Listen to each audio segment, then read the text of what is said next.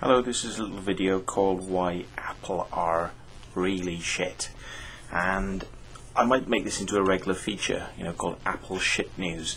It's just a few little facts that people don't realize about the wonderful company Apple, which of course, outrageously lie to you about how reliable their computers are in the advertising they put on TV.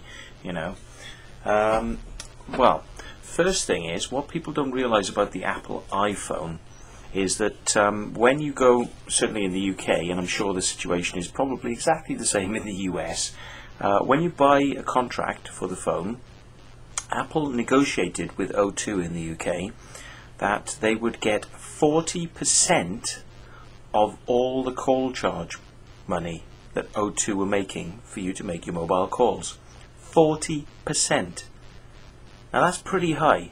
That's pretty bloody high, A manager working on commission, in the entertainment industry would take 20%.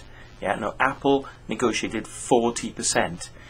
Now, can you imagine Microsoft doing the same thing? They didn't, with the Windows mobile devices. They don't go to the phone companies and say, hey, if you want to use our Windows mobile devices, we want a cutback on how many phone calls are made on this device.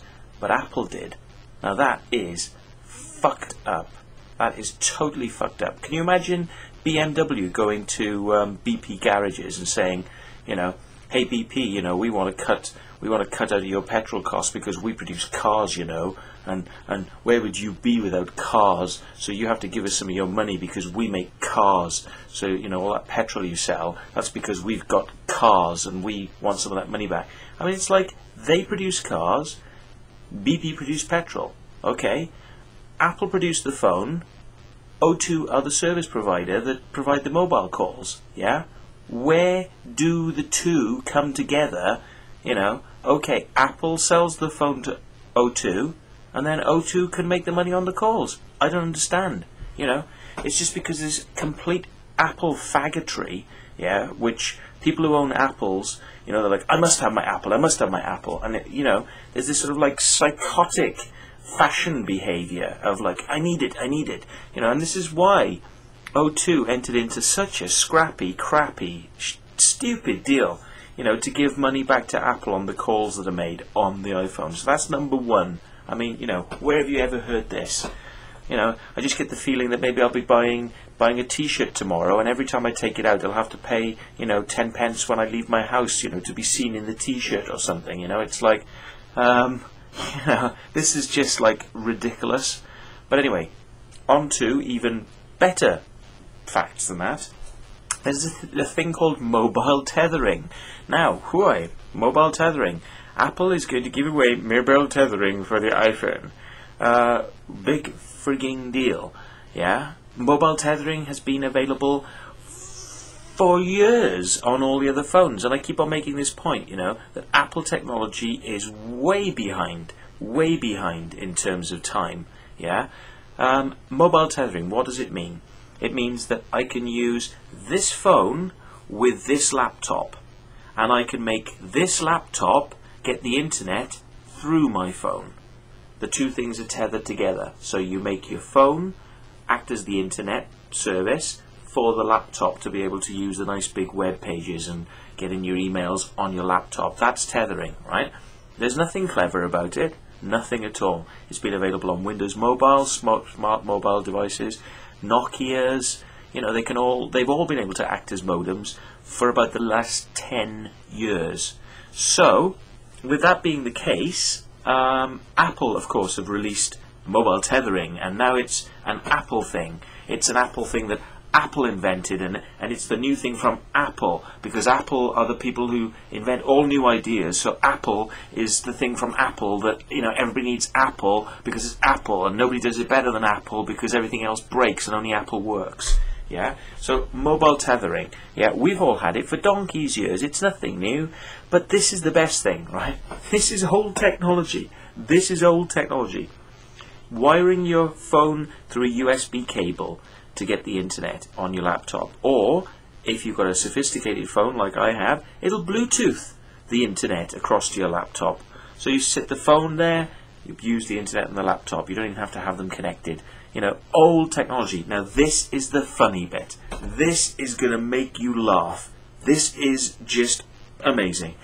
O2 in the UK, the British company that signed such a shitty deal with Apple, right, want to charge their customers £14.85 a month to have that service of mobile tethering. I'm just, you know, I'm agog. I'm absolutely agog, you know.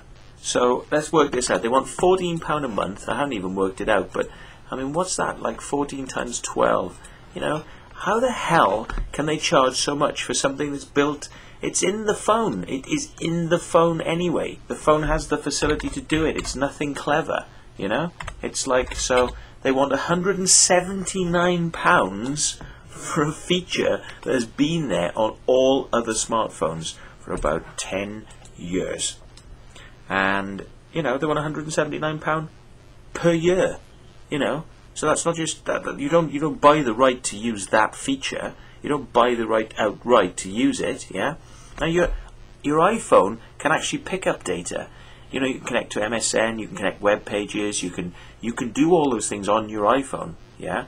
But, you know, if you're doing them on the iPhone, then the data's yours. So pushing it across the laptop doesn't actually make any difference, because if you're pulling it into the iPhone, you could be pulling it into the laptop. It doesn't make any difference. It's your phone call time, it's your internet time, it's your service time that you are getting anyway. So it's like, you know, it's like trying to turn around and say, you've got a router in your house, yeah? So you can connect 6 laptops on that router. You know, you can connect 4 ports on the back of them. Usually you can have 4 PCs, and those 4 PCs could go into 8 hubs, and you could run a whole office with 250 PCs through one router. You could have just one router serving 250 machines in an office, yeah? Because the data's yours. You've paid for the broadband. It's yours what you do with it after that point, yeah? So it's exactly the same in a phone. The phone is your access to the broadband. It's your access to the internet. What you do with that access after that, how it comes out of the phone and what it does, is irrelevant. But apparently not, because Apple and O2 want to charge you £14.98 per month in order to do something that we've all been doing for donkey's years. And, you know, this could only ever happen with the stupid Apple users who will probably pay for this and will go with this, because Apple users are retarded, yeah, and they think when new ideas that apparently are new from Apple come out that they have to go running along and pay loads of money for. And don't forget, £14.98 they'll be charging a month O2, but Apple gets 40% of everything that O2 are getting, so they'll be getting, you know, £4 or £5 a month per user for using a feature that should have been in the phone in the first place and actually free, like it is on other phones. You know, it's a function of the phone. It's already there. But what they've done is they've turned it off, and now they're going to charge you £14.98 a month to turn it back on. Oh my God, why do you people buy Apples? Why do you go for this crap? Yeah? I mean, you know, it's like a shiny fashion accessory, you know, and you are being screwed. You know, it's like why don't they call it, you know, a Porsche iPhone, you know, and then put a Porsche logo on it and charge you £2,000 for the privilege. You know, this is how stupid it is, people. When are you going to realise? You know, so I'll bring you more why Apple are crap facts soon.